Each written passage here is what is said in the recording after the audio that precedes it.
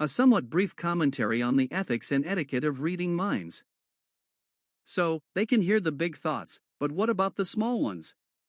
What if the thought was so small it was just a wisp of a thought and not even a complete thought? How does this relate to micro-expressions?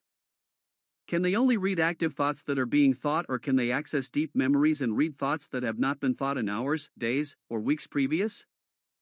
What about the thoughts that may require specialized training, like thoughts about music, or something that may require a degree like math or something? I will never expect another person to read my mind, but if they can, I am expecting discretion. If they can hear a thought that I am thinking, that if it is important I will speak it out loud, because expecting people to read minds is abusive. When it comes to the tiniest of thoughts, it's possible that my mind is running a genetic algorithm in addition to methodological thoughts, and this explains why I sometimes think insulting things on accident.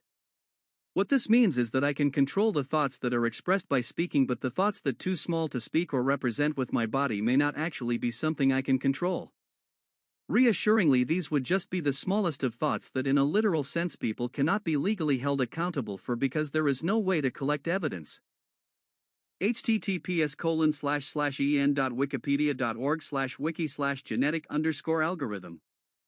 So, they're sensitive enough to hear a thought. But, are they sensitive enough to be bothered by that thought? Keeping in mind that these are thoughts and not things that are actually spoken. Because of my personal experience on the matter, I have made a decision to hold people to a different standard than I hold myself, which is that if I'm sensitive enough to hear a thought, I must not allow myself to be so sensitive as to be bothered by that thought. This remains true, to a point.